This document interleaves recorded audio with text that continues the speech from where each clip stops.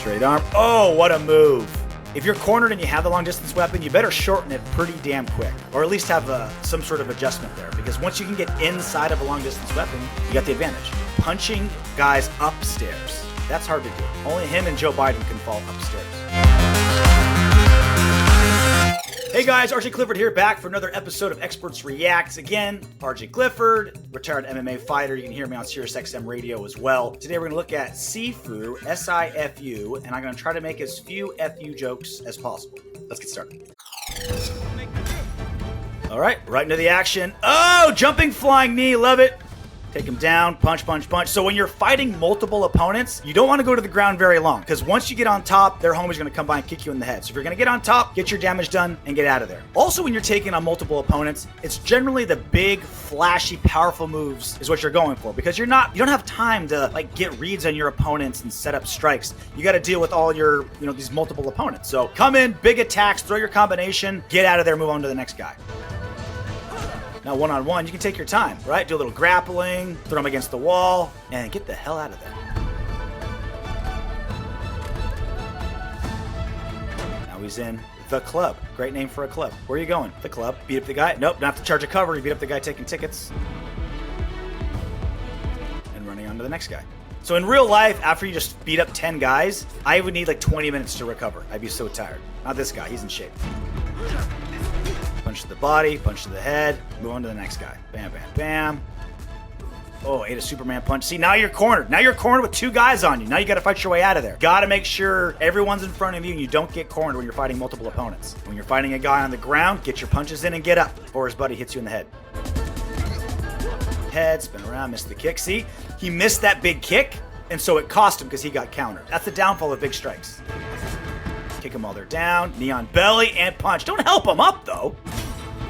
So this is like Wushu, Wing Chun. You can tell from his outfit and kind of how he's attacking with open hands. But he's mixing it all up. I mean, he's doing flying knees, which is Muay Thai. He's doing ground and pound, which is MMA, like that. Knee on belly, which is Jiu-Jitsu. Very fast punches like that. Little karate, straight kicks at distance. He's a well-rounded mixed martial artist. Every element of martial arts stems from something. So in Sambo, it's the martial art of the Russian military, where if you're fighting in war, this is the moves that we want to do. Leg locks, you're wearing boots, etc. Kung Fu, you see a lot of moves in Kung Fu that apply to like ancient warfare. So like a jumping, spinning back kick, that's designed to kick an opponent off a horse. So if you're in war, you're throwing that kick to knock an opponent off a horse. It's not really something that was designed to be used against other humans. Now, of course, you can, but you always understand like the foundation of a martial art. Like, well, that doesn't work in mixed martial arts. Well, it wasn't designed to work in mixed martial arts. It was designed to win battles in 13th century feudal Japan. Punching guys upstairs. That's hard to do. Only him and Joe Biden can fall upstairs. I've never incorporated Kung Fu into training. One, because I wouldn't know where to begin, and two, I'd probably hurt myself. So I'm a lifelong wrestler. Wrestled in high school and college, and so all of my MMA is kind of stemmed off of my wrestling. I use my boxing to set up my wrestling. I use my jiu-jitsu to finish off my wrestling. I'm a wrestler. Tell from the cauliflower here. But fighting multiple opponents, wrestling isn't a great technique, because you take a guy down and leave him there, you got 7 other dudes kicking your chest in. I would say the most dynamic martial art, mixed martial arts, is probably Muay Thai, if it's any sort of standalone art, because it's just powerful, big knockouts, lots of damage. But really in MMA, it's gotten so evolved where guys with one style, they don't really function anymore. Even guys that are kind of one-dimensional, even then they add so much more to their game. Look at Alex Pereira, who came in and became, middleweight champion after just 8 fights. Even he in his last fight showed some ground defense. And so MMA has become its own style. It's no longer style versus style. Jumping kicks, attacks, kick him in the head. Pride rules, thank you. In mixed martial arts, in the unified rules in North America, you cannot kick or knee the head of a grounded opponent. In Pride, or in like Japanese mixed martial arts, or most international martial arts, you can. It's a superior rule set. Don't let anyone tell you different. So that was a great attack. He used a punching combination and kicked out the leg. It was almost like a leg kick in a sweep. He got his opponent on their back, lands some ground and pound after. Dodging the Superman punch, turn around, combination, front kick, get out of my way so I can beat up this guy. I've got you isolated, I can take my time here. Whoop, new guy. Strike, strike, strike, throw him against the wall. And run and sprint to the next guy you're going to. So now see how he's keeping everyone in front of him? He's like trying to stay out of the corner, and then as soon as I said that, he does the opposite. It's an interesting camera angle because the opponent is like your character is so small, so you can't really see like the intricacies, but at least you can see the entire room and you can see guys whether they're attacking you or not from any direction. So you're one-on-one. Very different fighting attack now. Now you're more likely to go on the ground, stay on the ground. You can grapple a little bit more. You can use smaller strikes to set up your big strikes so you can get reads on your opponent. Very different style of fighting when it's one-on-one. You can play a little bit. So I feel like this accurately describes like kind of like the action of a big fight. But again, the only thing I would say was most unrealistic is how this guy has cardio for days. Like he just beat up 50 guys and he's sprinting from room to room. Like he's also a world-class mixed martial artist and like decathlon athlete at the same time. So now it looks like he's fighting the Nightmare Before Christmas pumpkin. Basically, he's been using striking-wise a conglomeration of like wushu, Muay Thai, boxing, just a really well-rounded striking skill set. So wushu is a unique martial art. It's all about hand speed. So you kind of set your feet and you're using your hands very quickly. It's like open hand oftentimes. Just because it's so linear forward and back and you don't really load up your punches as much. It's very, very traditional martial art as opposed to like boxing, Muay Thai, which is sport martial art, or was developed as a sport with high stakes. Wushu kind of is very, very traditional. That's why you don't see it in MMA all that often. But again, knee on belly punch, but then he always helps him up. I don't get it. You did all that work to get their back on the canvas, and you're like, here, let me help you. Straight arm. Oh, what a move. Beating him to death with a telephone wire. New weapon. But once you got him cornered, see, the opponent has the long range, long distance weapon. So you got to get him cornered and take away the advantage of that long distance weapon. If you're cornered and you have the long distance weapon, you better shorten it pretty damn quick, or at least have some sort of adjustment there. Because once you can get inside of a long distance weapon, you got the advantage. Just slowly work your way in. You know you're going to take some lumps. Slowly plot in. See, now you're getting pushed back. You got to come forward. Once you're inside, do your damage. Once you get inside, you gotta take advantage of it. Alright, one-on-one. Boom. Be the first one to strike. Even if you're not sure if he's a bad guy or not, just start throwing punches. As any dad with a daughter will tell you. Don't worry about it. Just start throwing. See, all these people look very innocent, but we're gonna beat them up anyway, just in case. So chairs and foreign objects, you'd be silly not to use it. But also, you don't want to get caught like lifting a big chair. Speed is so crucial when you're fighting multiple opponents. Especially the giant sushi chef. Knee on belly, punch, punch, punch. Throw him against the wall, throw him against the table. He's like, all right, I don't want to fight this guy anymore. I need him to make me a California roll later. It's kind of nice he's fighting in a doctor's office. Then all the guys he beat up can just go into the ER that's right there. Yep, kick him in the body. You can kick to the body in mixed martial arts to a ground opponent, just not the head. Alright, just start fighting nurses.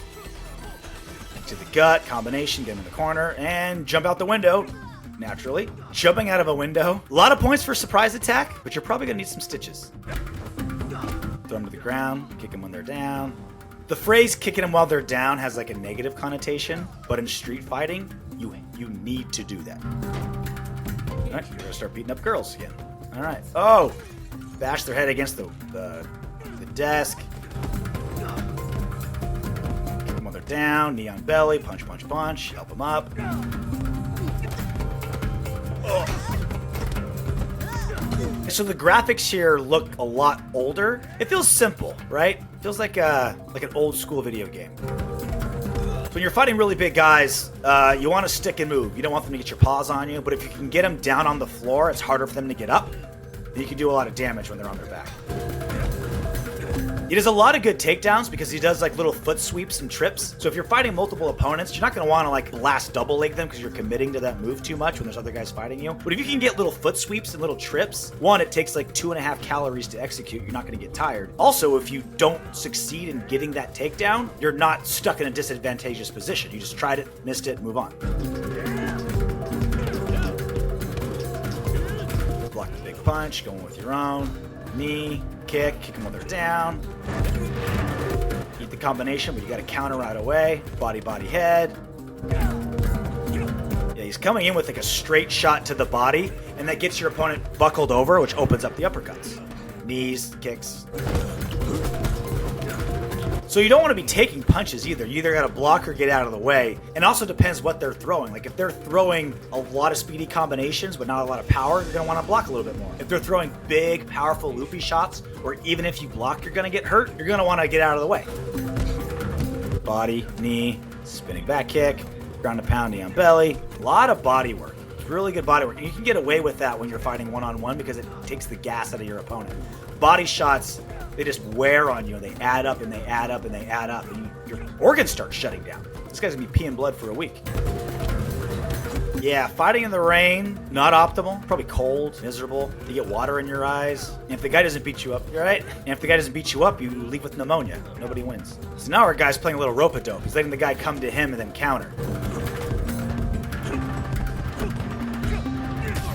Oh, those body shots, I'm telling you. Oh, now he's going head. Now he's got something important that pissed him off. Those body shots, I'm telling you. See? Make you throw up. I didn't realize how old our hero is. He's got great cardio for an old man. But he's got the experience. He knows the little tricks. The music's heating up. It means we're getting close to the end. I think a good finishing move would be like he just chokes him unconscious, bashes his head into a wall. It's got to be something dramatic, right? I think this is our the main villain. Got to the boss. Gotta do something cool. Style points matter. You see, he held his fist so incorrectly. He buried his thumb in his fist. You never punch like this. Ever. Kids, don't ever punch this way. Punch like this. Hit with these two knuckles. Front two knuckles, and keep your thumb out of the way. You go here, you're gonna break your thumb. And that's probably why he lost. I love Sifu. It was very realistic how he fought. Unlike, like Tekken, Street Fighter, big elaborate animations, they're throwing fireballs, all awesome fun. But if you're looking for like a realistic fight game against multiple opponents, Sifu was the way to go. Once again, RJ Clifford here. You can follow me on Twitter and Instagram at RJ Clifford MMA. Very glad you stuck around and watched Sifu with me on this episode of Experts React.